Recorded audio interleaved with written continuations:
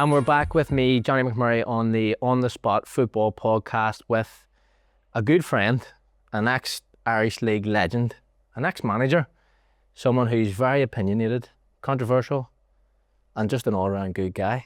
Gary Hamilton. Gary, how are you?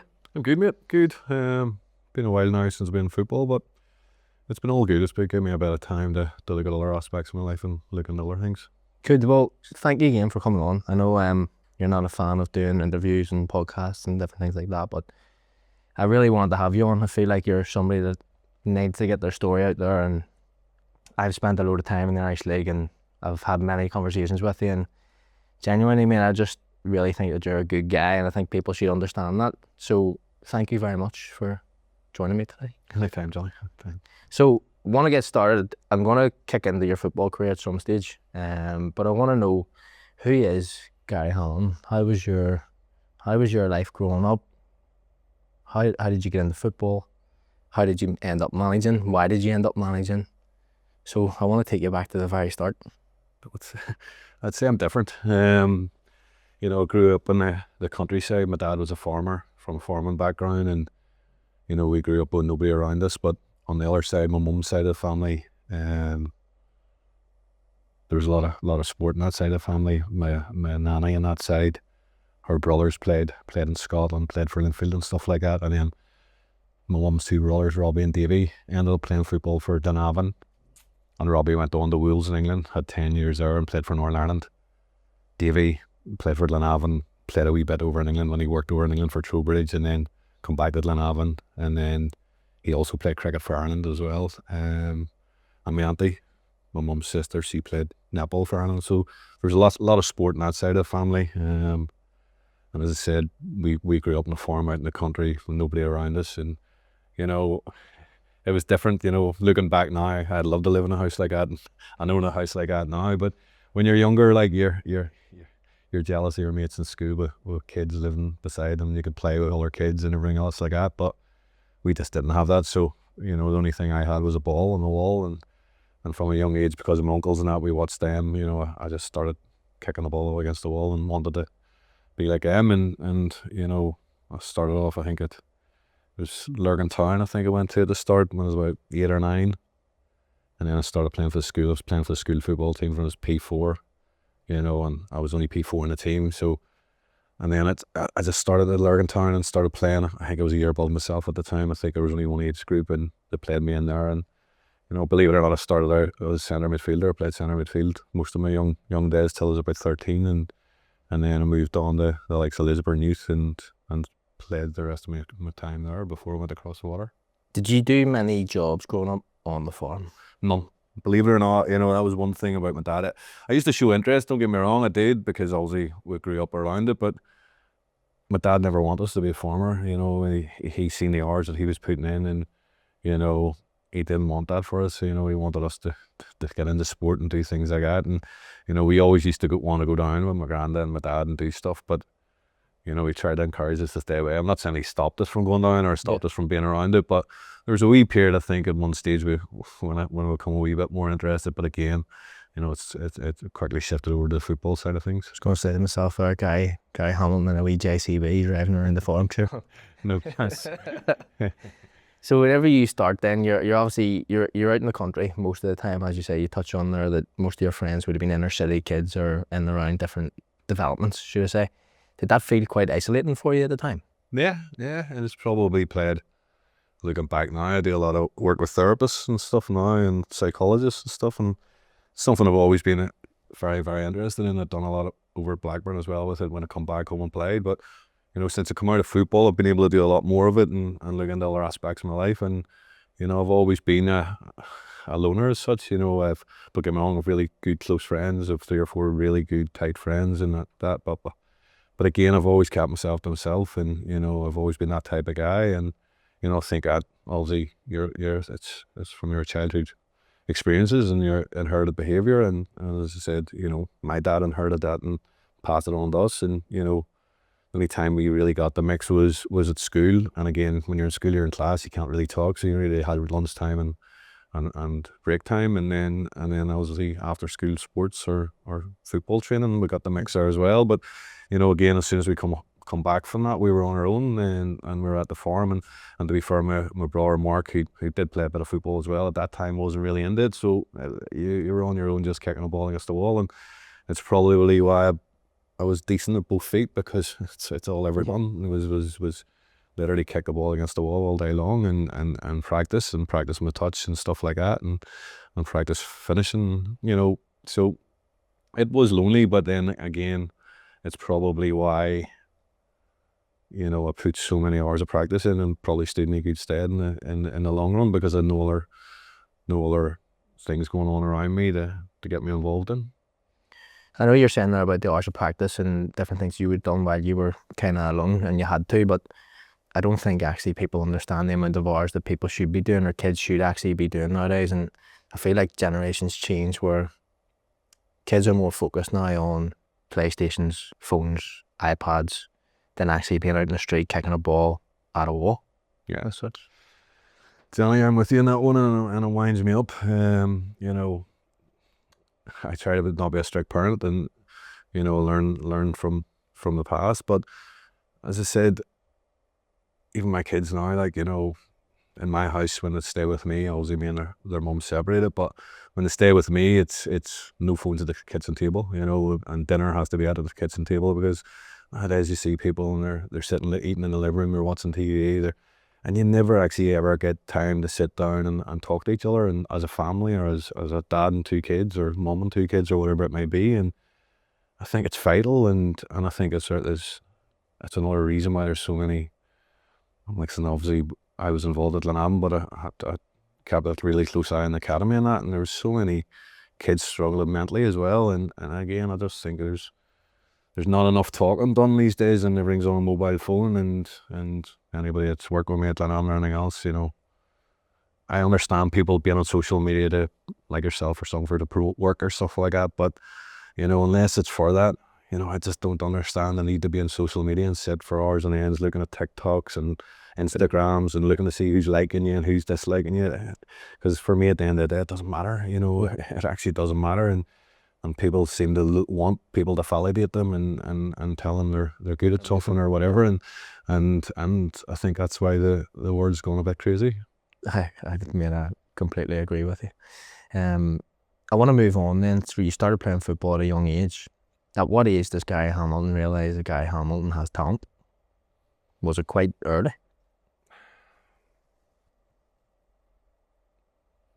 I knew I had ability at primary school, because, as I said, it was P4. I was only P4 in the school team, and I went to a decent sized primary school.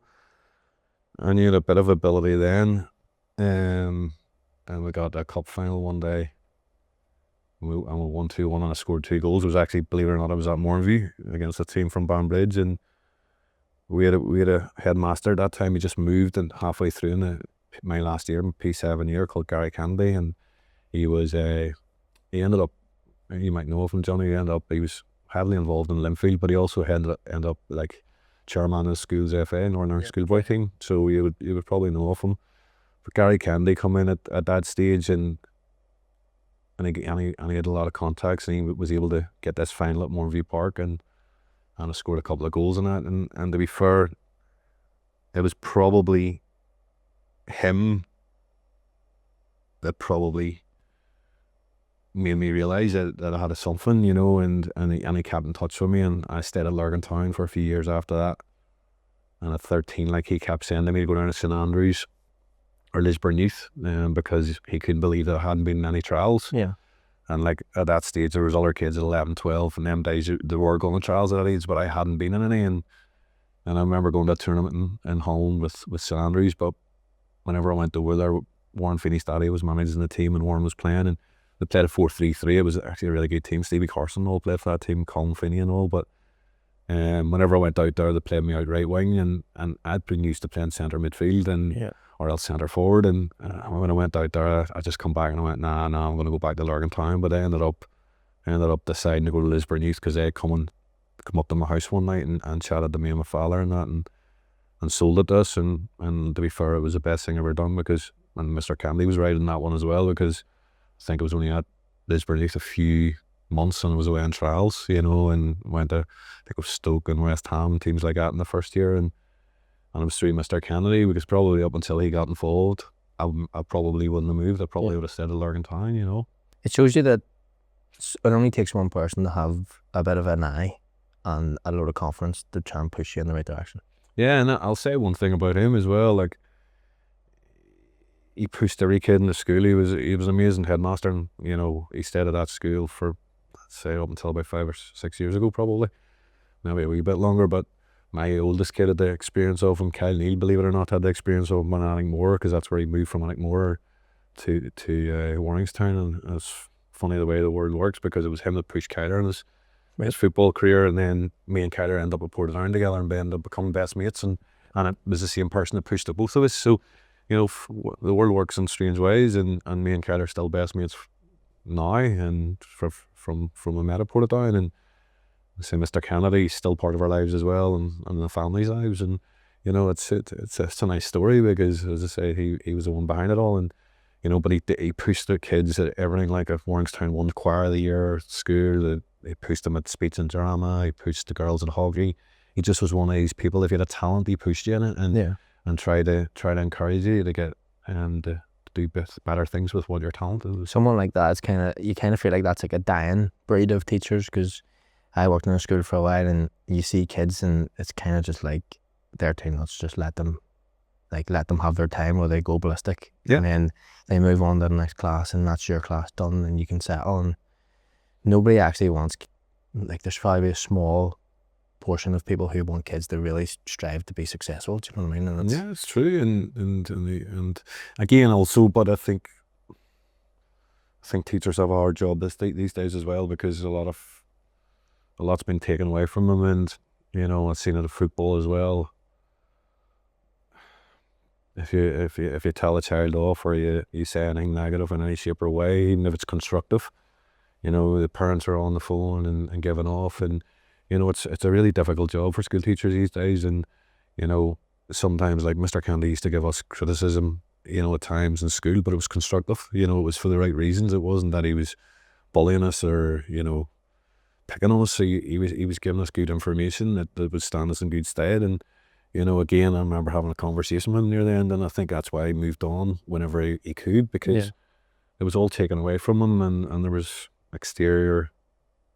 other exterior motives were affecting the job that he had done all his life. And you know, it's just across the board now. And again, I've said it, I think social media for me is a massive reason behind it all, but also, you know, I think parents as well. I think we as parents, you know, need to do better as well, all of us, and respect that whenever a kid's with a teacher, or with a football coach, or whatever it is, like, it's like human nature. Like, whenever you get given 30 kids, you're not going to pick on a kid just for no reason. You know, somebody has to give you a reason if you're going to have a shout at them, or have a go at them, or you know, because it's not in the human nature just to look at a kid and go, I don't like you. You know, you know, it's the way it is. But unfortunately, in this day and age, you know, if a kid's not getting picked, or a kid's being told off for something or whatever, you use an umbrage against them. The teachers are bullying them, or whatever else. And I think that's where we as parents have a responsibility as well, to recognise that, and you know, to not just believe every word that comes out of our children's mouth. And because we've all been there. We've all too loud. Their parents have all, you know, and whenever your kids go to school, or they go to football, then it's up to them people to be left in charge of them, and to trust them to give them the right things. I want to bring you back to when you start going on trials. How did that feel for you to be then involved in potentially moving to England, and being so much from the country? Truthfully, I'm going to be honest with you, and whenever I went my first trial, it was to West Ham, and my dad could tell you a story. But I went over to West Ham, and them days you didn't go over your dad or anything. You went over your own. You get dropped to the airport. And them days there was a woman or a man or whatever would have brought you through onto the plane and stuff like that. You would got over the far side. There'd have been somebody standing with a placard with your name on it to bring you to the hotel. Then imagine trying to do that now. Jesus, you lose your kids. It just wouldn't happen. It just wouldn't happen. The clubs couldn't do it now either. But you were left at the other side, somebody with a placard with your name, he brought you to the hotel, and then the club come and picked you up the next morning and brought you around the training, and that was it. And you went in, and the first time I went in and was for a match, I think I flew over on a Saturday afternoon and played a match on a Sunday, and I think it was Colchester, and it was under 13s, but whenever we went in the change room, the coach at the time turned around and said, listen lads, we've somebody up from the year below today, and I want us to look after him. You know, he's a good kid, and you know, he's being rewarded for how he's doing and stuff like that. And I was dead on, so went and played the match. Colchester actually beat us 4-0, to be honest with you. But this kid come on, and he was just in a different level. He was doing rainbow flicks over people, and I'd never seen this before. I had never actually genuinely seen somebody do a rainbow flick. And this kid come on and done this, and I was standing there, I was going, I am absolutely nowhere near. Yeah. Like nowhere near this level. It was too cool. Right. It was too cool. No. And I remember going home and telling my dad. I made sure I got his name after the trial, and I went home and told my dad, "What do you say, this boy Joe Cole?" I said, "Dad, I'm nowhere near. I'm a million miles away from that level, you know." And this guy, Joe Cole, remember his name, and he come over to the Milk Cup the following year as a year young, won the player of the Milk Cup. There was also a few on the year after I won the player of Milk Cup. Yeah. And I said, Dad, didn't tell you about him, and he was just a different level. And to be fair, Johnny, that happened to me a couple of times. I went to Stoke and I'd done okay at Stoke, finished top goal scorer in the tournament there for them. And then I went to Wolves, and I never forget it when I went to Wolves, because my uncle was there and all. That was a one for me. Like I wanted to go to Wolves, and I wanted to go there, and then I could have been close to my uncle and stuff like that. And I went over, and Wolves were decent, to be fair to them, and I just again was nowhere near. And the coach at the time was a guy called Rob Kelly, and whenever he went, he says, listen, after the first third, I played 3 thirds, he moved me out to the right wing, because he said I had no pace, which I hadn't, you know, and the two strikers were lightning quick, and they moved me out the right wing, and I set up 2, and then I come back home, and he said he'd be in touch and stuff like that. And I think because Uncle Robbie was worried at all that they went through Uncle Robbie, and Uncle Robbie just phoned and basically said that, you know, they thought it was decent ability and had a decent delivery on me, a decent strike on me and stuff like that, but you know, I hadn't the pace to be a centre forward, and that they weren't going to, you know, pursue it, and that was it, and I probably wasn't fit enough as well, and I always remember him when I heard that word, I just went, that's killed me. But again, my personality is, and again I'll touch on someone else later on, but I've got this all or nothing personality, and that's just the way I am in every walk of life, and I come home that time and I went, right, I'm not quick enough, I'm not fit enough, and I literally went out running every single day and done 2 or 3 mile runs, and at the end of it, I was near sprinting around the 2 or 3 miles. I knew it was never going to be quick enough, but I went, right, he said I wasn't quick enough and I wasn't fit enough, so I need to do something about this. And probably anybody that played with me later in the career wouldn't say it was like that, but in them days I was so, and again, driven, and again it was that nobody's going to tell me I can't do something, and I'm not good enough. And even though in my head I knew I wasn't good enough, right, I was going, I'm going to make sure I'm going to try and prove that I am decent enough to do it. And it took a while after that, and went in a few other trials, Crystal Palace and stuff like that. But it wasn't really until under 15 Blackburn brought me over, playing the schoolboys, and there was a boy, Derek Langley. He ended up, I think, a head scout of Man United or something at the time, but he was Blackburn at the time, and he brought me over. And I went over and played against England schoolboys. Blackburn played the actual full schoolboy team. We drew 2 each one, I scored 2. Right.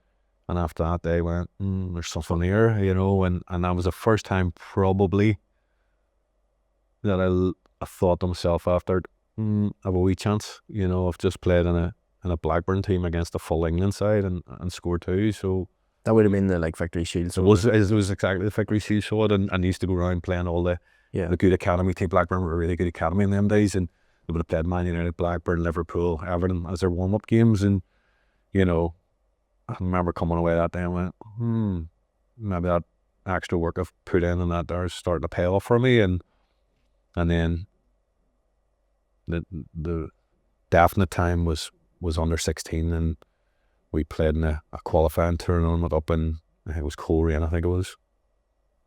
And again, I've seen my memory with good things. It's bad, but we went up to Coyle and we played 2 games. In the first game, I'd be honest with you, John, I couldn't tell you the result, but I know we played the second game. We had to beat Republic Ireland, and the bit was a derby, obviously, as well. Yeah. And whoever won that got the journey to the Euros, or must have been the Euros, because I'm not playing a World Cup, so it must have been Euros at under 16 level. And we beat Republic that night 4-0 and scored all 4. Brilliant. So it did, and that was whenever, after that, I must have had 8-9 phone calls, and it wasn't even, do you want to come and trial? It was literally contract offers, you know, and it was from clubs that told me I wasn't good enough. As well, which we're never getting, you know, that was never my makeup again, my personality. But like again, that Wales thing, you were never going back. No, I was never, you know, and that was just the way I was. But to be fair, again, it's probably me and my loyalty as well times, because Blackburn brought me over that time when nobody was offering me contracts and that, and I went and done well, and they kept at me, and people are saying, well, just don't decide just yet. We had after the Victory Shield, and we had the, you know, under 16 or whatever. And to be fair, I always had it in my mind, well, they didn't cast me aside at any stage, and you know, it's only because I scored those 4 goals that these other clubs have come in. They weren't in the picture before, so I sort of stuck my loyalty to Blackburn at that time, and to be fair, they were really good to me and the family and stuff like that, so that also helped. To be fair, we can kind of, from a young age, even though you're saying about that and how you managed to stick by it, most of your career has been the same. You've been very loyal to certain clubs that we'll probably touch on later on in the interview, but that kind of sounds like that's been your makeup from a very young age. It has been, yeah. It's always been me, and like Johnny,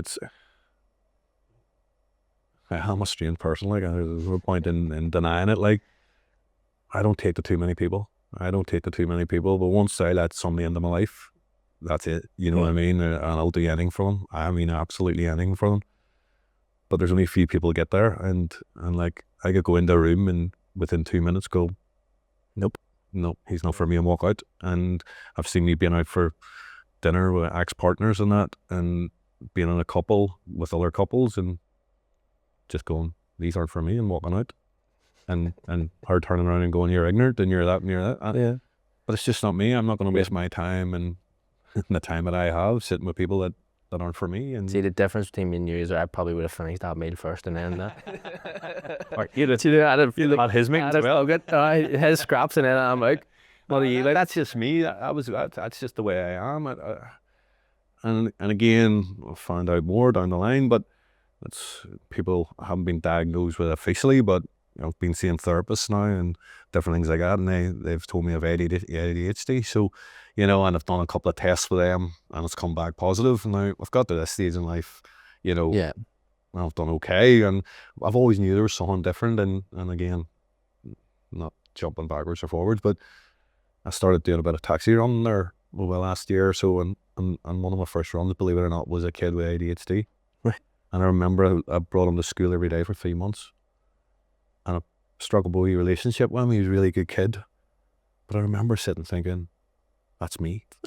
That's me. And the more I kept spending time with him, the more I was going, he was so loyal to people, but everybody else didn't matter. Yeah. At all. Singly focused. He literally, anything else going on around him. And I was going, that kid's so like me. And he's told me he's ADHD.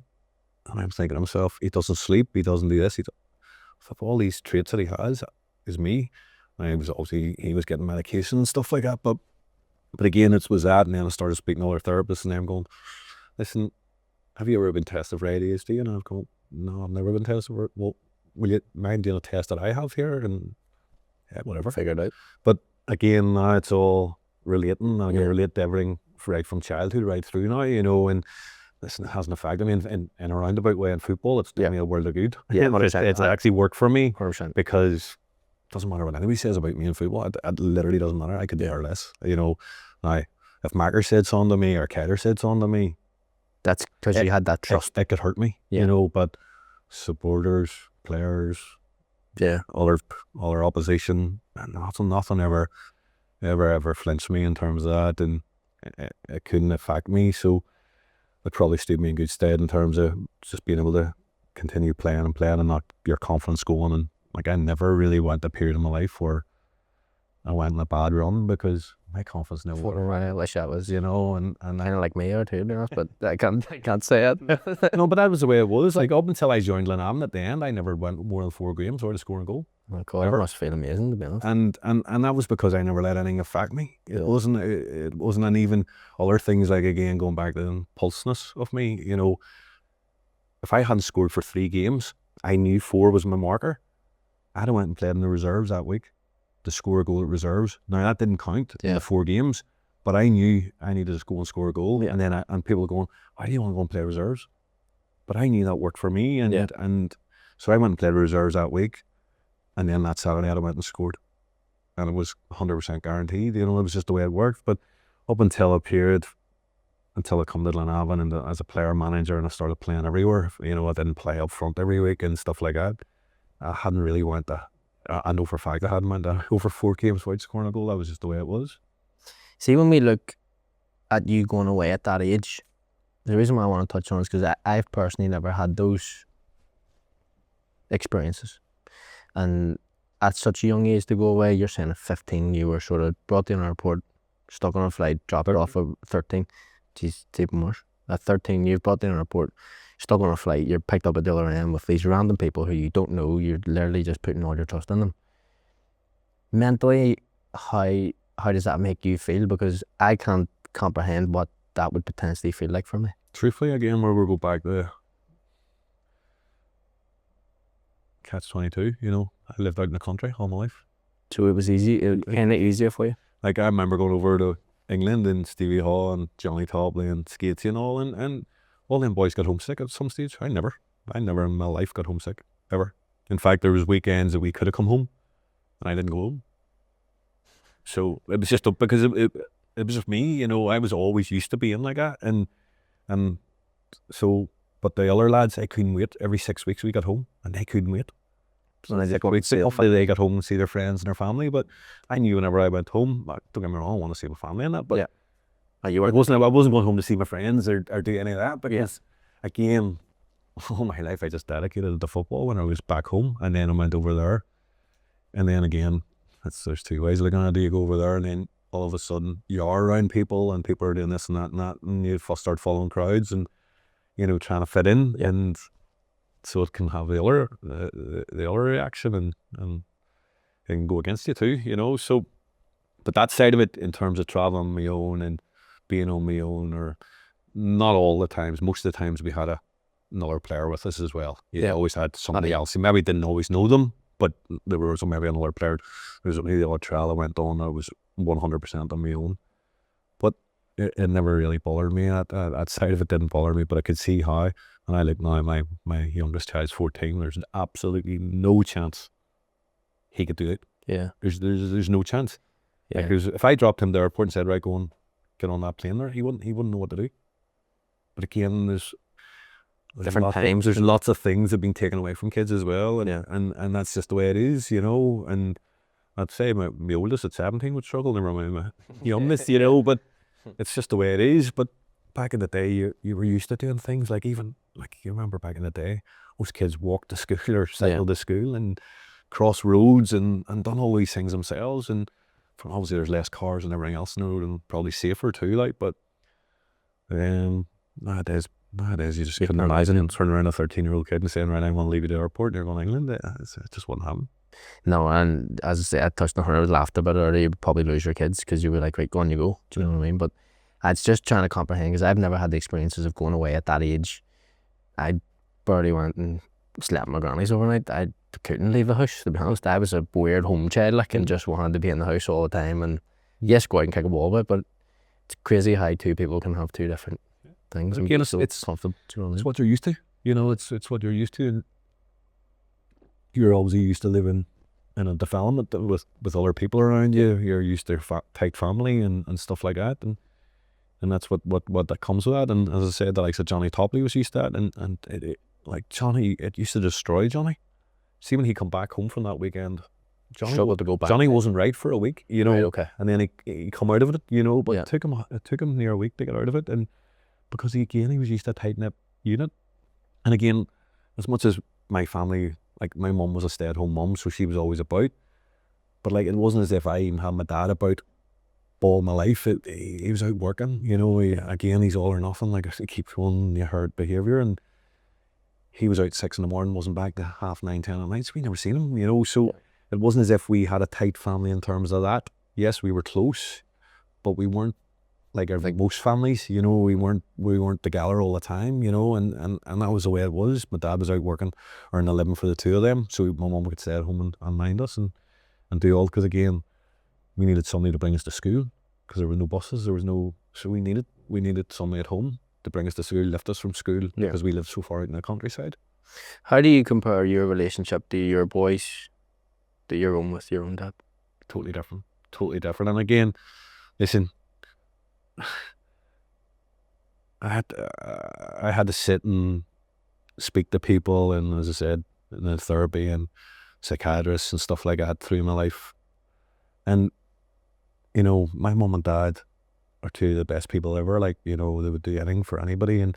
But again, their parents and the way they were loved was the way that they've loved us. You know, it's just come down generation after generation after generation. And you know, my dad was an old school farmer. There was no emotion. There was no, you know, I love you, son, or I'm proud of you, son, or, you know, probably the only thing he had off him was criticism, you know, and that was the way it was. But he got the same from his dad. And again, we got that. And like, it's so funny, because obviously when the two of us started playing Mark and me, Mark wouldn't let Dad go to watch him. I had my mum go to watch him, because he was so hard on us, you know. And like, I seen me coming off a match and maybe scoring 4 goals, and he would all he would talk about was the ones he missed. He'd say, well done for the 4 goals, but you should have scored this, you should have scored that, you should have scored that. And I knew, see, when I played really bad, and I knew I played really bad, I used to always go to a wee mate, here, do you want to come back to my house tonight? But I knew if he got in the car with me, my dad wouldn't share it, me, they'd go way home. And that was the way it was, and that was just the way we brought up. Like, I've never seen my mum and dad hug, I've never seen my mum and dad kiss, 44 years of age, and they're still together, you know. And it was just different, you know. And whereas me, I tell my kids that I'm proud of them all the time if they do well. Don't get me wrong, I still, when they don't do well, or I never say they don't do well. If I think they're not working hard enough, or they're not putting enough into something to commit to, then I'll say that, because I think effort's the bare minimum, and if you want to do anything in life, you have to go all in at it. But I'll never turn around and say you're bad today, or I'd say, do you know what, son, you need to get fitter, but you can do that, you need to go and work on that. But I'll never question their ability or anything like that, because at the end of the day, you know, everybody has different ability levels, but you don't want to break them down either. You know, and listen, again, I look back now as well, and I've spoke to people about this. I really benefited from what happened with my dad, right? Because nobody could put me down. Nobody could knock my confidence, because you were so all I was used to. You know, all I was used to was getting told the bad things, and you'd have got well done the odd time, you know, but you'd have never got anything over the top. You'd have got that needs to be better. You need to do that better. You need to do this better, you know. And it was very, very hard. But again, when I look back, especially whenever I went into management, if I hadn't had that, I'd have crumbled. You know, because if you don't have a hard exterior and literally, I just went zonal. Like, I literally, and the coaches that work with me will tell you, when I'd have been standing on a match on a Saturday, they'd have been talking to me, I couldn't even hear them. I literally just went in a zone, and I just didn't hear anything going on around me. And like, I remember even near the end, my kids were at the matches near the end, I was killing them, like, and they were singing songs about me, about getting me out or whatever it was, and like, my kids would have in the car, did you hear what they're singing about you? I never heard a song sung once, you know, because it was just, I just developed this skill when I went to, from a young age with my dad and all, because I knew my dad would have been standing on the sideline shouting at me during the match, and I would just develop this skill. I don't even hear him. I don't hear him. And see, hard to jump in there. See, whenever you said, you touched slightly on there that he would have give you some confidence, did that feel like the world when he gave you that, or did you just take it and be like, thanks, move on? It was the best feeling ever when he said well done, obviously. But you know the one thing, Johnny, and it's something, and listen, I know he's told other people this, but again, it's the way the older generation was and stuff like that. The one thing I always craved was my dad to turn around and say, I'm proud of you. I'm proud of you play for Northern Ireland. I'm proud of you win the league. I'm proud of you finish the top goal. That was one thing I waited on all my life, you know. And it's, listen, I never ever go against or think bad of my dad for that, because I know he's told other people that he's proud of me because they've told me.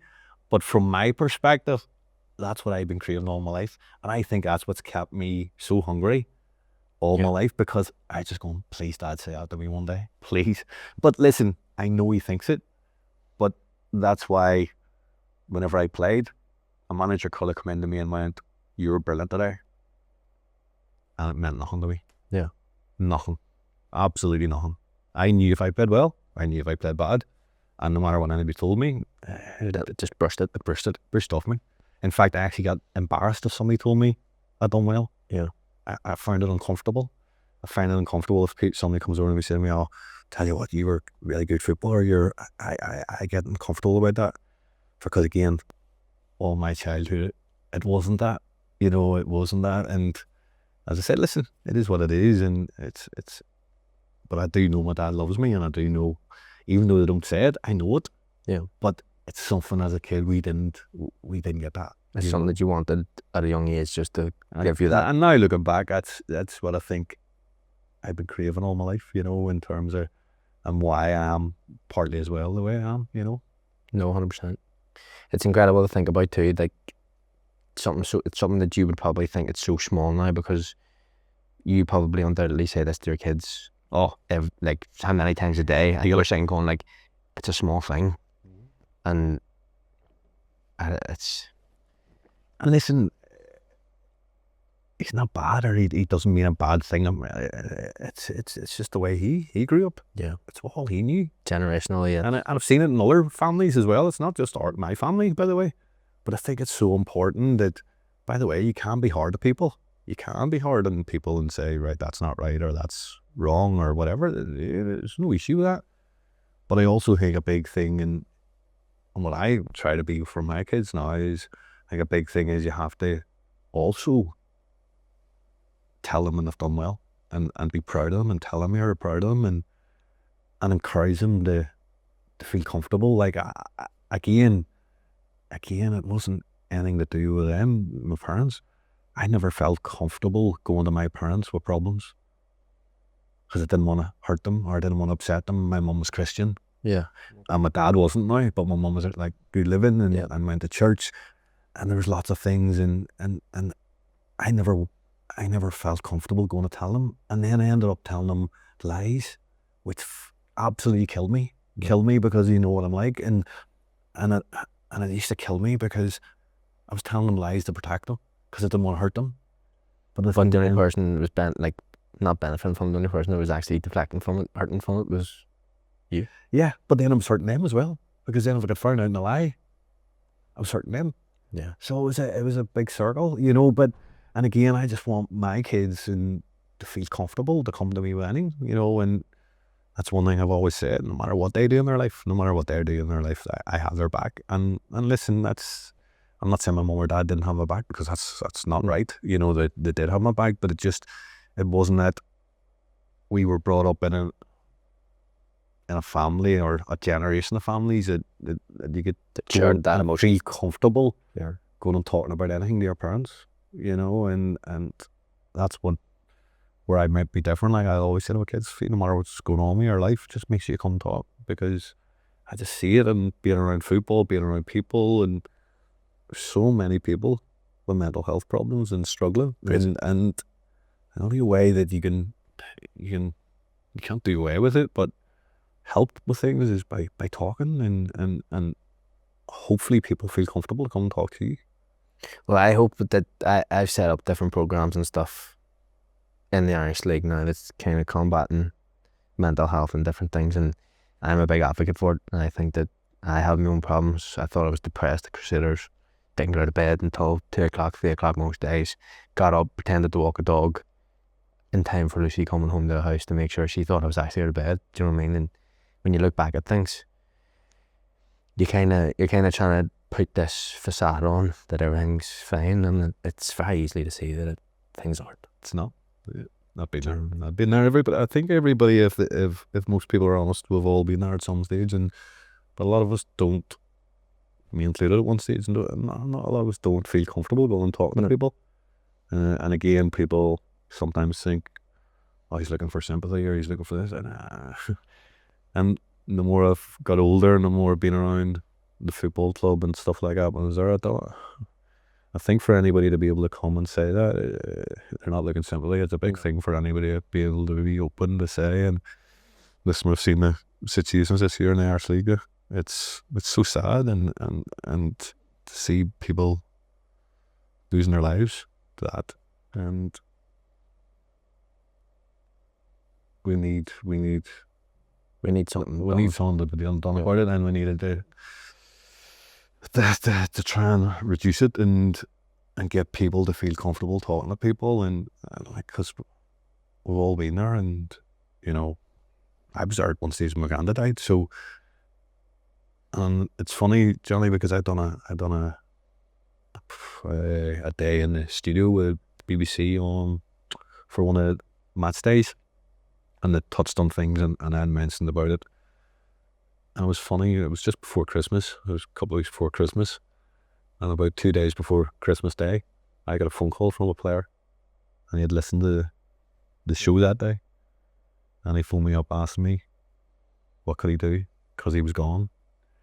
And I just went, I am so glad I mentioned that day, because if I hadn't have, what would have happened? Well, nobody knows. I'm not saying that anything would have happened, but the fact that he felt comfortable because of what I said in the radio that day, coming and talking to me.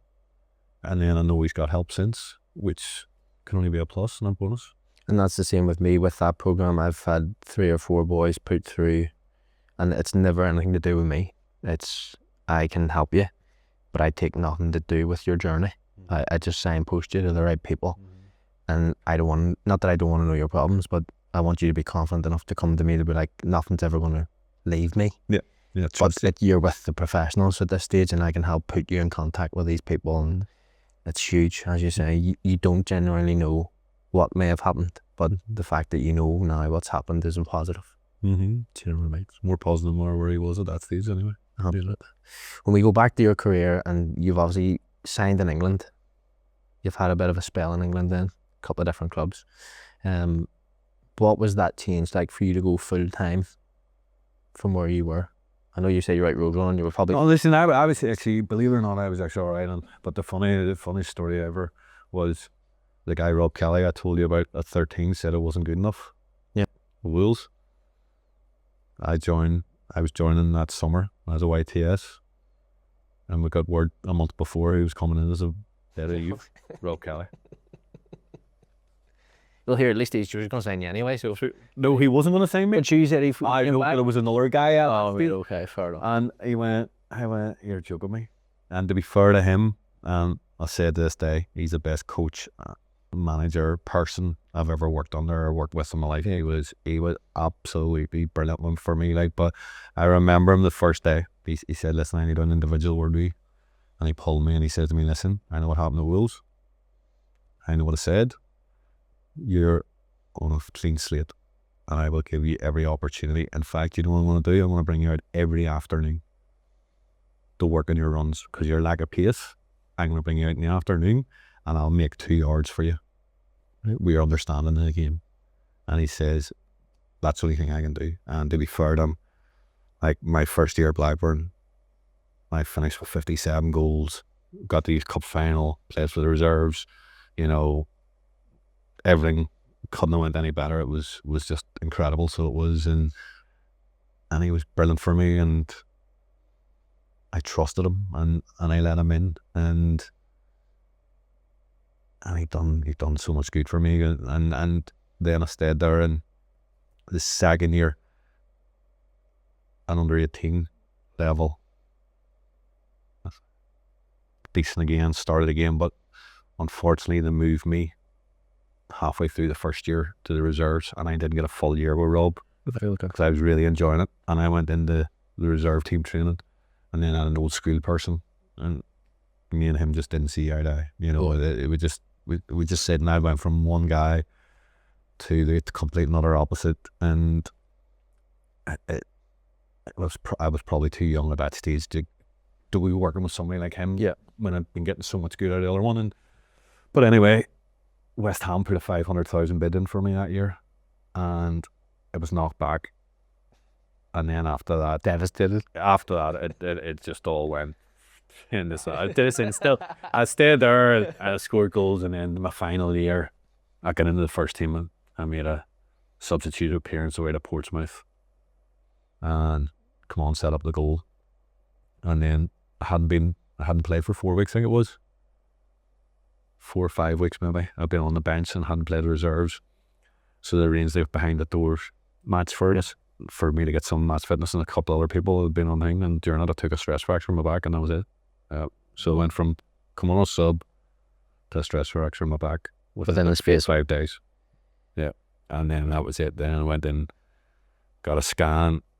They told me I had a back of about a 60-year-old, and they reckoned I was born with it, and because I'd had a double hernia when I first went to Blackburn, and they reckon that because of my back, my front had been taking, subsidising the pain, the slack, and that's why that ripped.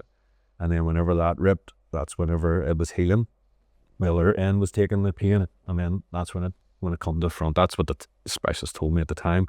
Said to me at the time, I didn't know if I would be able to come back and be okay with full-time football, because again, you're going back off quite a bit, like.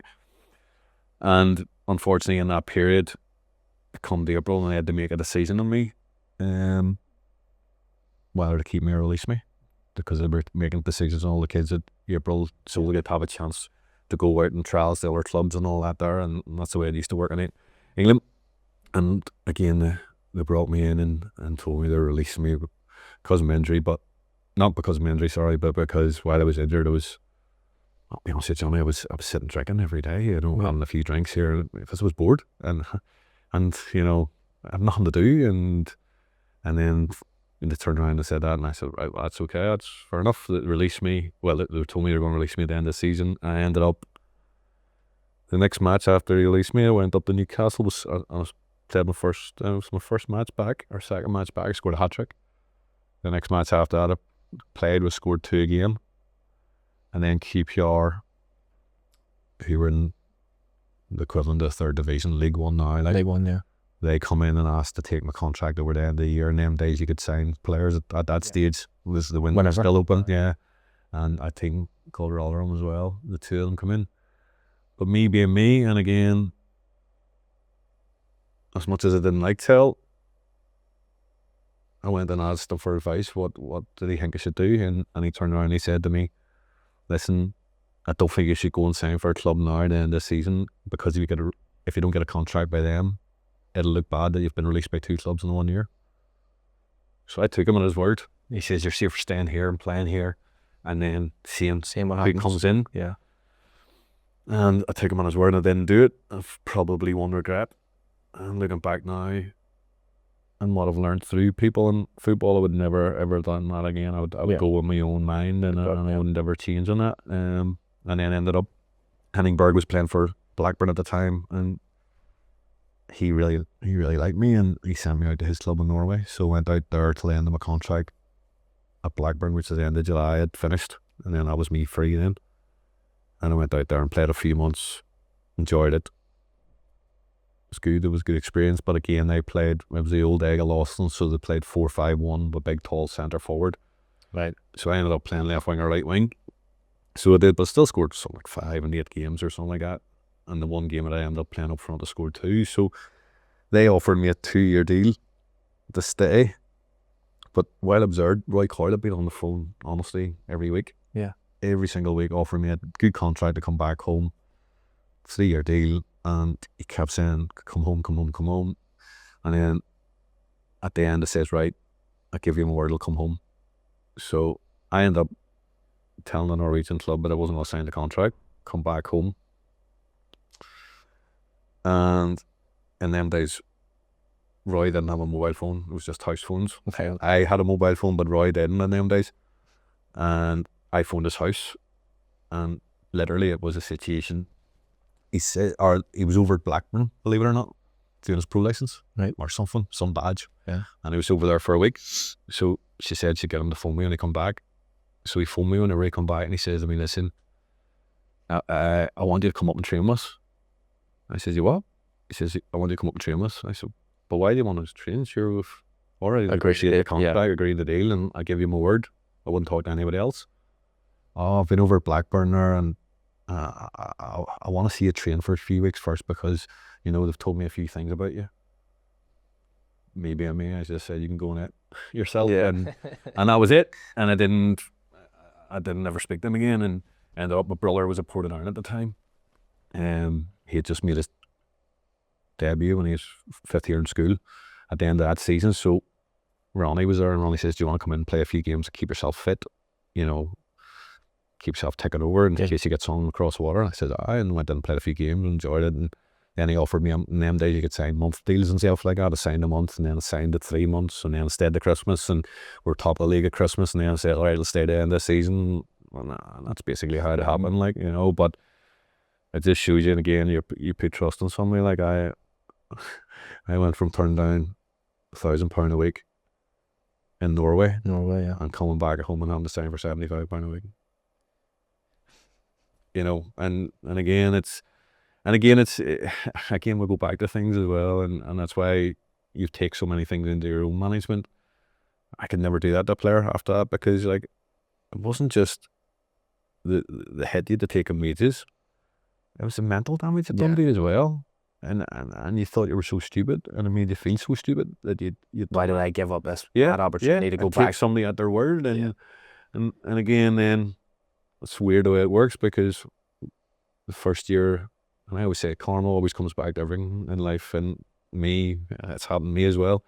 But if you do something wrong by somebody, it'll always come back to you at some stage. And when Roy done that, the first year we come back, Glenavon and us were neck and neck. Come the last day of the season, we needed the win to win the league, and Glenavon needed us to get beat. We won the league, you know. And I just said, well, and I always remember said nothing the whole season. I always remember at the end of the season, you know, they interviewed me and said, well, what do you think about it? I said, first season all, and obviously Roy Coyle. I said, yeah, well, maybe Glenavon would have won the league if Roy Coyle had kept his word. Yeah. You know what I mean? So because that's the way he up there, Roy Coyle. You know, and that's football, and you know what's happened to me many a time throughout my career. You know, people have done wrong and lied and done things like that, and it's always come back. Yeah. When you go away to Norway, what's that like for a night out? Believe it or not, I lived in a wee village in a wee fisher village or something. Yeah, well, honestly, there was I think there was one. There wasn't even a bar in it. The only bar was in the hotel that I stayed in, and it was like the smallest bar ever. Like, but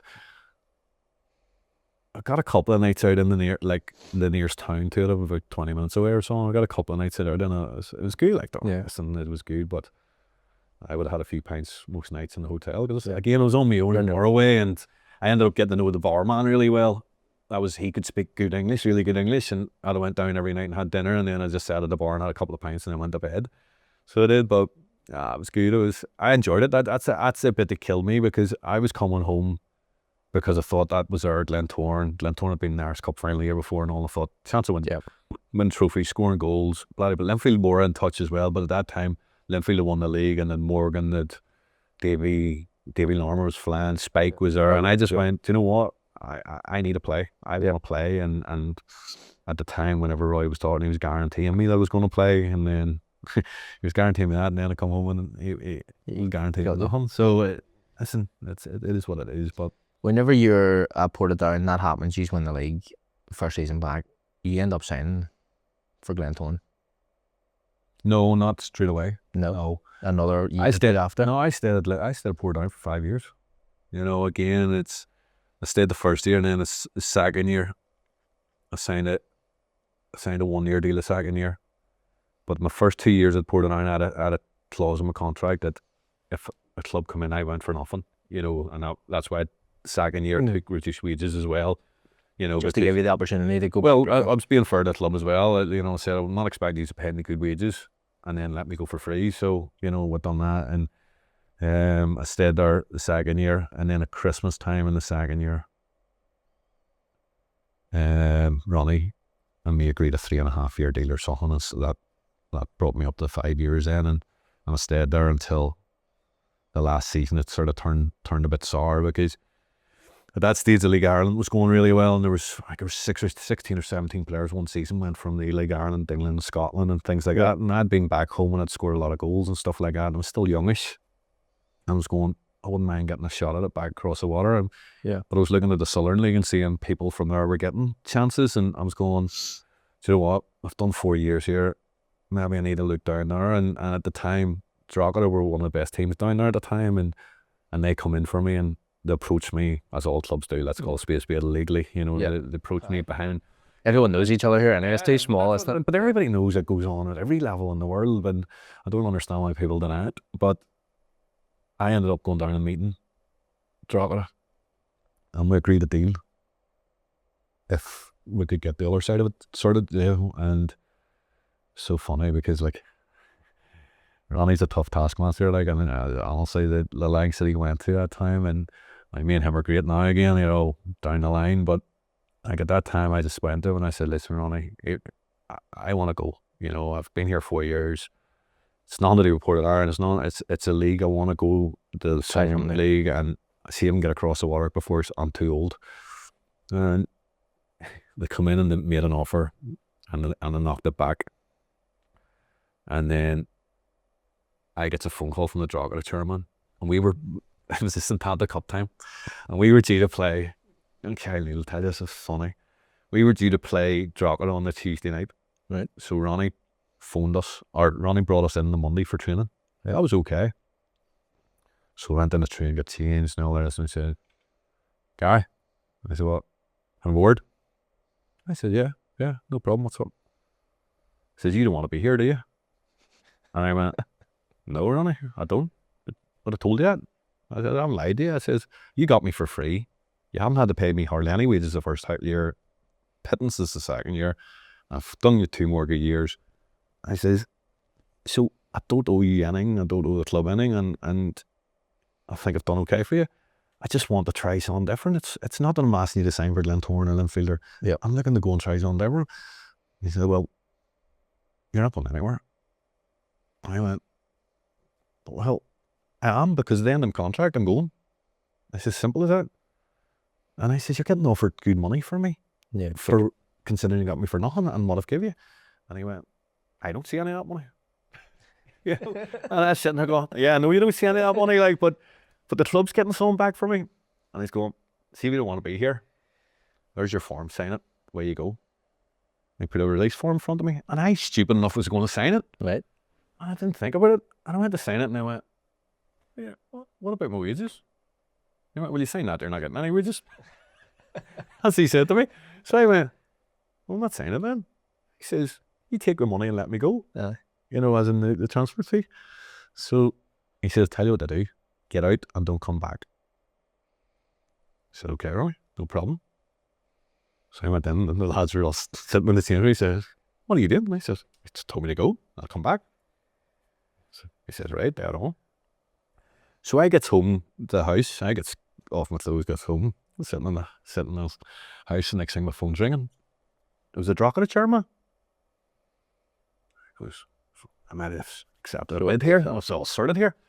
So I answered the phone. Hello, Chris, how are you? All right, Gary. What the F have you done? I says, what?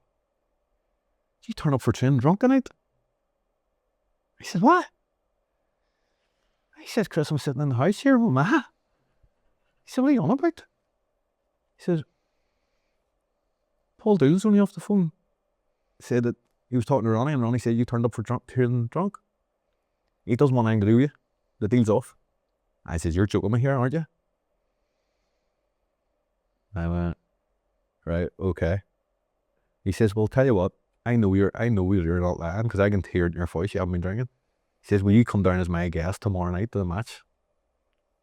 You down, was it? And I went down the next night to the match. Like a beat 6-0. Fabio Brian, who I had a signing, he scored a hat trick. I just went like, there's no call for that, like, you know. But again, it was just how ruthless Ronnie was, and that old generation again, you know, they were just ruthless. You know, they were ruthless as anything. And like, he was brilliant to me, like my whole time there, he was brilliant. But near the end, whenever I said I wanted to go, then it just become ruthless, you know. And it happened with a lot of players. It wasn't just me, by the way. It happened with a lot of players, but that just seemed the way they managed in them days. And you look at that, and you go into management later in your career, and you go, oh, no, I can't treat people like that. No, I can't do that to people, you know. And again, it wasn't that I didn't like Portadown, or I was just trying to better myself and get an opportunity somewhere else and try the League Ireland. And the flip side as well, it worked out, because if I'd have went and signed for Drogheda, Drogheda went bust about 6 months, 9 months later. So, you know, things happen for reasons too, you know. So it wasn't all bad that come out of it. You went to Glens after this? Yep. But again, I had to go to Glens, and surely Roy Coyle wasn't still there? No. But at that stage, whenever obviously that deal was off, I left Portadown, and like I didn't play. I left Portadown. That was February, I think, in around that February, March. It's St. Atlanta Cup.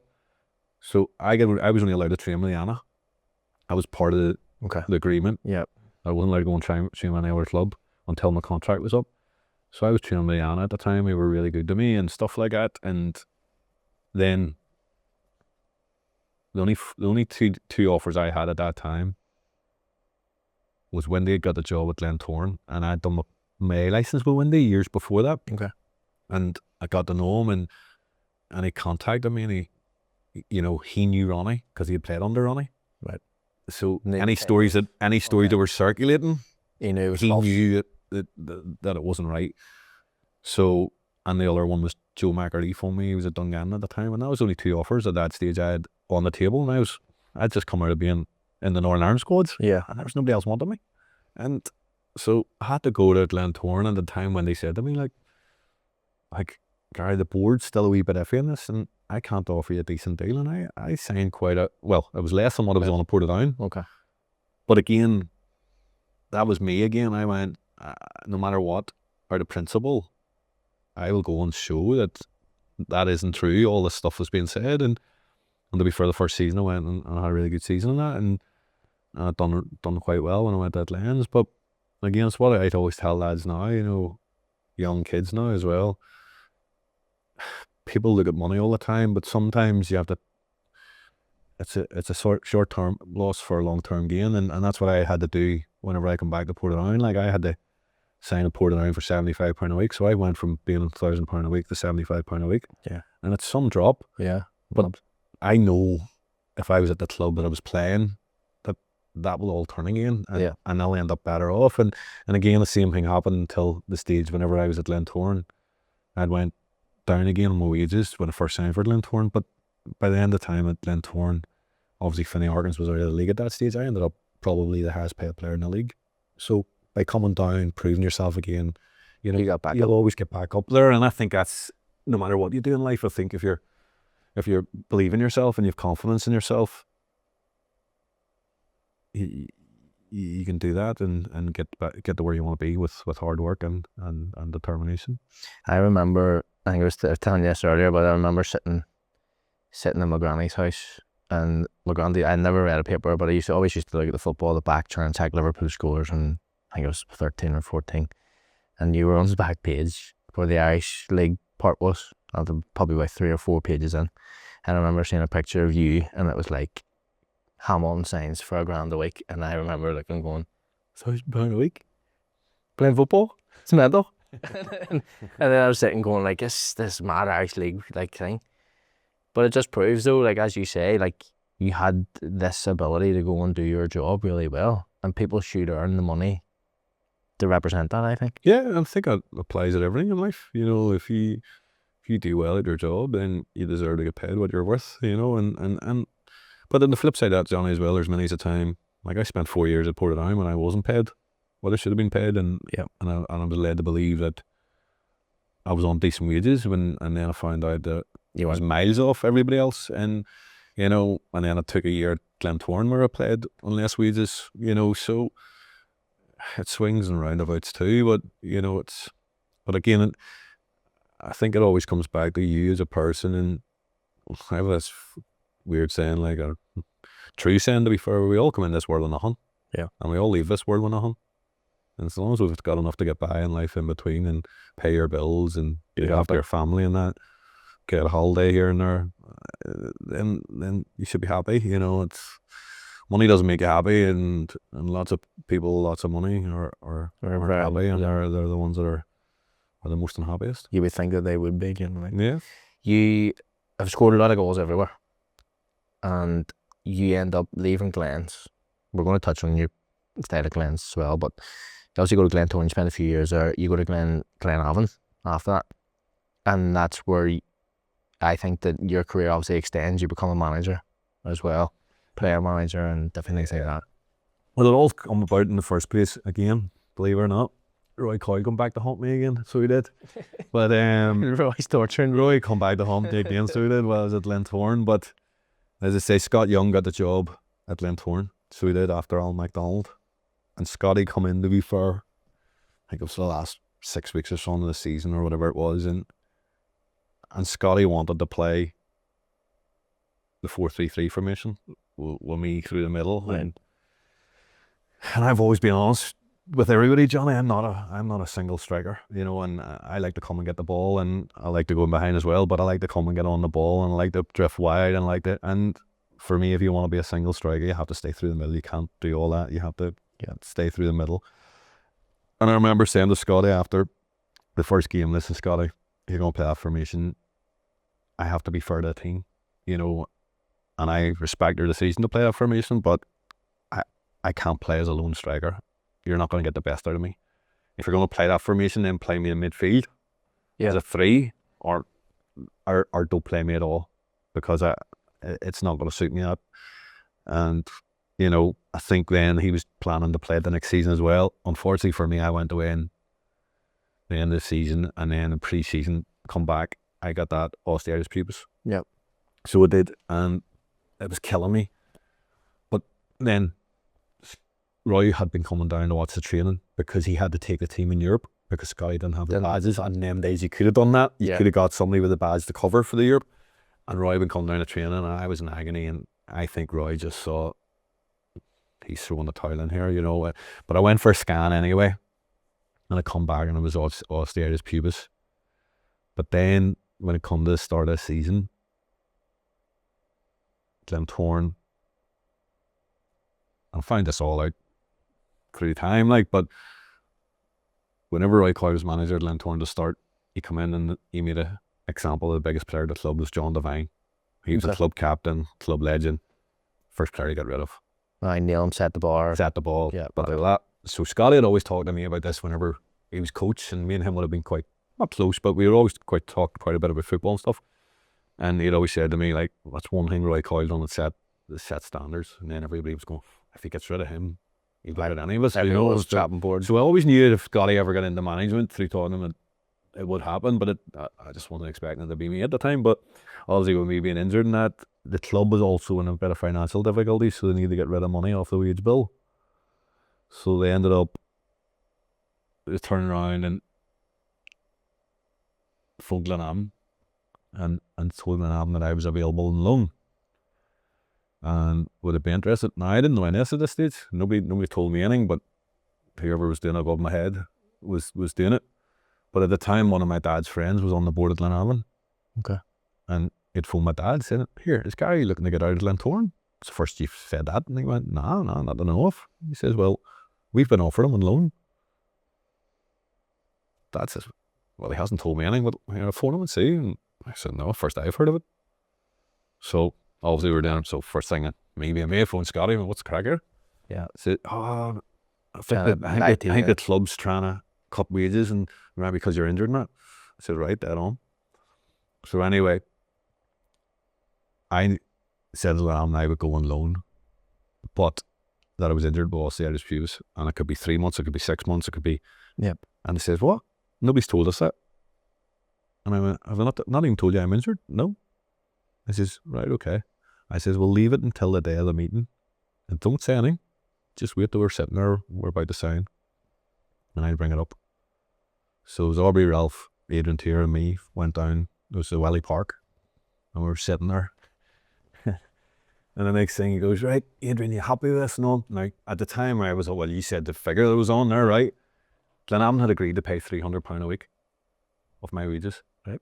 And they were going to pay the rest for me to play for another club. Glenn's going to pay £700 for you going down. Right?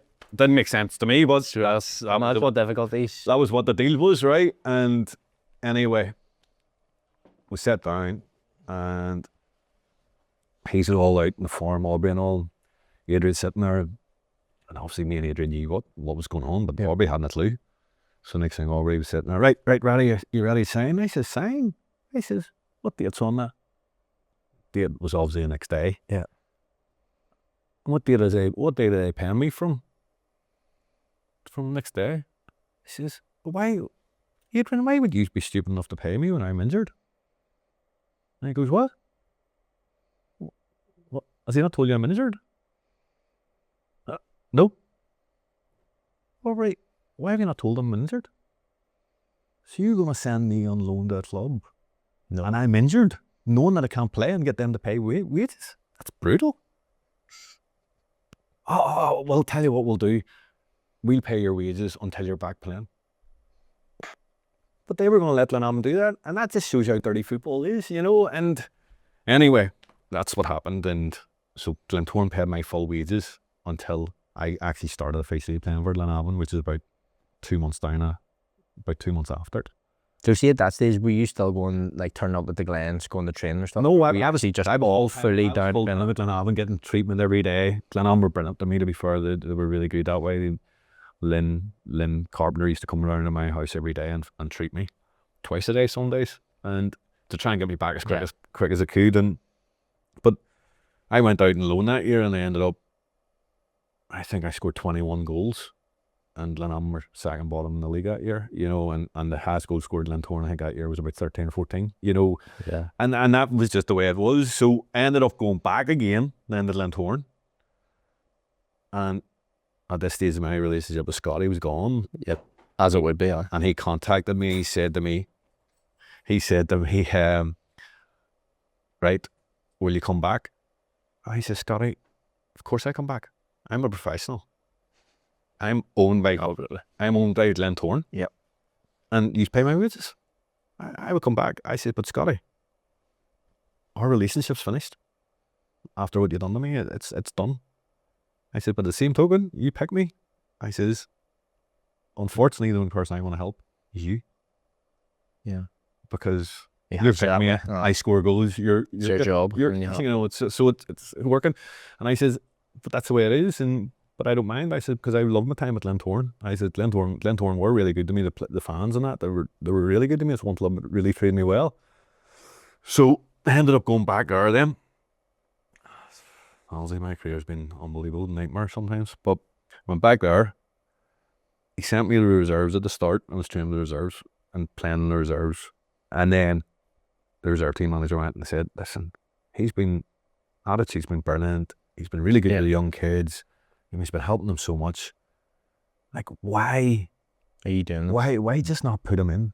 You know, even if you don't get on and he's not talking, if he's going to play, he's going to play. You know, that's the way it is. And so he ended up putting me in. I don't think I started it until about September. I don't think I played in August. I was in around September. But I ended up scoring something like 12 or 13 goals before December the 13th. And I ended up playing the Glenavon job, come up in December the 13th. Yeah. But this stage then, I was out of contract at the end of the year. And I just went, do you know what?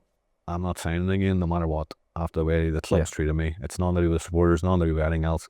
The way the club, Aubrey done what he done on me, and then Scotty, Coyle was obviously the person behind it as well.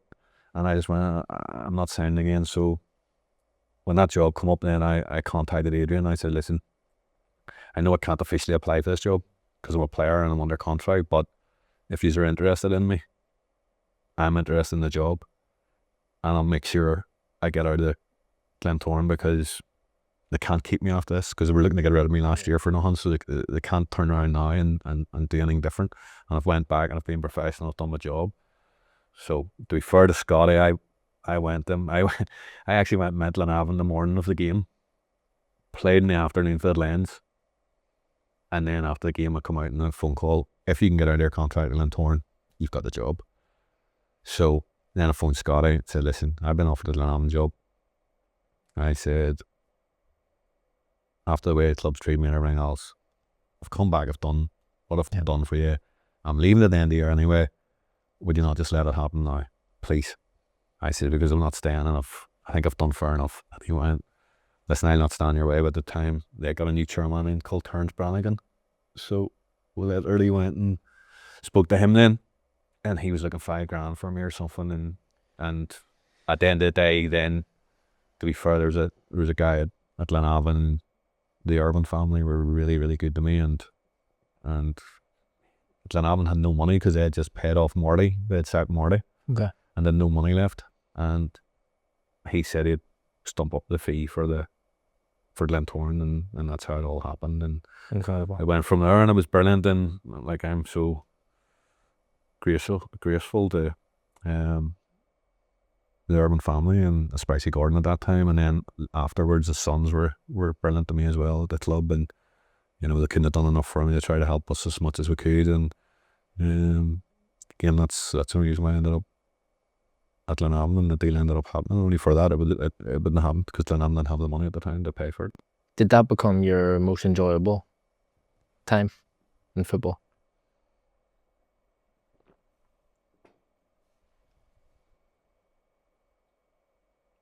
Yeah.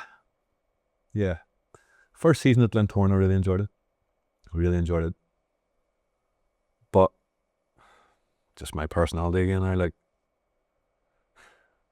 all I get a buzz out of, or a kick out of, or excitement out of is making other people happy, and especially when it's somebody close to me. And obviously going to Glenavon and winning 2 Irish Cups, I hadn't won a trophy in 16 years. I followed them from a wee boy. My 2 uncles played for them. My granddad supported them. And when we won the 2 Irish Cups as well, he wasn't well, there's one of them, I can't remember now again, my memory's brutal with things, but I know he's about both of them. One of them he had to be wheeled into the semi-final in a wheelchair, and stuff like that. But and the kids were there, and what I like in my life in terms of the people I like in my life. My mum was there, my dad still wasn't there. He watched it on the TV, but my family was there and that. And it just made it,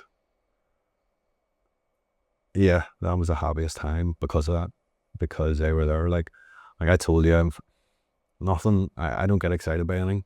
It's just, again, my personality. It's not that I don't want to, I just don't get it. But seeing my granddad's face and seeing my kid's face, and you can't replicate that, and you can't replace that. That vision's still with me to this day, and every time I mention it, and just seeing him and knowing that, like, he followed me when he was at Glentoran, he followed me at Portadown, and I knew his team was Glenavon, and Glenavon had never come in for me, and the one time they did, it fell through away before that. And I knew it was all he ever wanted, was to see me playing for Glenavon at some stage, and it just was so good the way, again, I think things happen for a reason, the way it ended up with Glentoran, the way I got treated, and the way Roy Coyle come back. And I don't blame Scotty, by the way. At the end of it, whenever I got speaking to him, he's a young manager, first gig in the management. You've got somebody like that who's a powerful figure, who's a legend. Let's call a spade a spade. He's a legend, and he's trying to tell you what you're thinking. This is what I've done. Well, I have to maybe do this, and it worked for him. It worked for him, So it's maybe what happened, and I never been. Me and Scotty spoke since it, and to be fair to him, he apologised, for doing that at the very start, and we get on really well now, and God love him. Like his poor wife died that time, and me and him speak, and I was at his funeral, at the wife's funeral, and he's had such a hard time as well. So it's not easy for anybody in life, but just I think that all those things just were meant to happen, because if that hadn't happened, I probably wouldn't end up Glenavon and then on loan, and then because I've been there on loan for a year, people knew me. Yeah. People got to see the other side of me and see that I was, not saying switched on, but I was interested in that other side of the game. And then obviously I went back to Glentorn, and within a few months the job come up. I was coming to the end of my contract. You know, I just think everything just fell into place for it to happen. And as I said, somebody like Gordon Irwin, you know, who, because I'd been in the year there that year on loan, he got to know me. Then he was prepared to put it. Yeah. Understood the character. And he's prepared to put that money to it that the club couldn't afford at that time, you know, to make the deal happen. So it just, all those things just fell into place. But as I said, yeah, like, the only thing that makes me happy in life is seeing my closest happy. Yeah. You know, you give me £1 million tomorrow, don't get me wrong, I like it. You like it, absolutely. But you know, it's seeing other people happy. It's the same in management, you know, and playing. And you could get any video, any trophy I ever won. The first thing I do is go into change rooms on my own, or else go to my family. That's just the way I was. As soon as we won the cup, straight in the change room. Sit. Them days I smoked, felt and had a smoke. Just had time to myself. Didn't like all the fuss. I didn't like all the, unless it was with my closest. Speaking of smoking, I was told a little story that you were playing in an Irish League select team with David Jeffrey, and there was a little problem that happened in the change room. Listen, like, I'm not joking you, like, all my life, I still to this day don't even know if my mum or dad could tell you this, I smoked. They probably know. And that's the truth, right? That's the truth, right? But you know, I never wanted to. There's no way. But I never wanted to hurt them. I never wanted to actually say I smoke. Hope they don't watch this. Guy doesn't smoke. Or sit and smoke in front of them. I literally never done it. I never done it in my life. Right. But everybody else knew. But because my mum was good living and my dad wasn't a drinker, wasn't a smoker, and I never felt comfortable doing it. Yeah. I didn't want them to be like I let them down, or, you know, whatever it was that it would have affected them in that way probably. So, but like, I smoked that. I started smoking at school when I was 12 or 13, when I was bullied at school. And I don't advocate that to any kid, because it's the worst thing you could ever do. But I did, and can't continue it. But again, because of my personality, I used to go in at half time and sit and have a quiet smoke and switch away from everybody, listen to team talk for 2 or 3 minutes, and then just go on my own. Yeah. And I just switch off and get away from everybody. I had too much going on around me, and that was the way it was. I always done it for every team that I played for. And then we come this, I think it was under 23 select team or something against England or something. Davey was there and all. But again, I was always honest to the managers. I was always, like, whenever I played at Blackburn, there's people done it. There's people, obviously. It wasn't as if I was the only person done this, by the way, you know. Well, no, and I'm not advocating it again. I don't think it's right, and it shouldn't. But it was something that I always done, and this game, because Davey, it was the first time I played for Davey, I said, Davey, listen, I have a smoke at half time, like, just let you know. Not under my watch, you're not. I said, that's okay. You joking with me? No.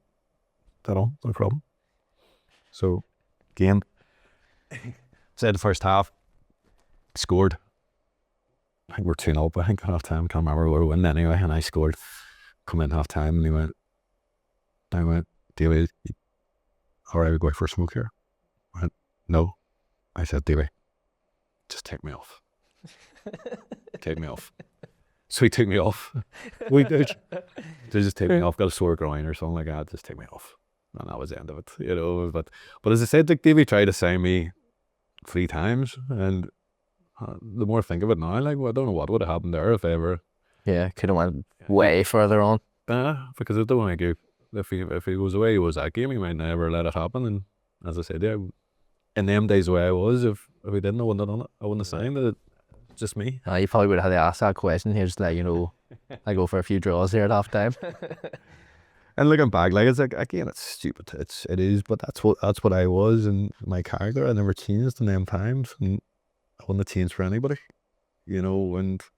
But again, even with other players, whenever I went into management, there were some players done certain things. Yeah. I never changed them, you know. I never asked them to change. I tried to work with them, try to get the best out of them, and Some people don't like doing warm-ups and don't want to be out there for 45 minutes before. And there's people, when I played using snooze, that's snooze or whatever, but whatever, you know. But as I said, like, everybody is different, everybody's unique, and my job, and what I always tried my best to do, was try to get the best out of that individual, and try to work with what his strengths were and his weaknesses were to make him a better person or a better player.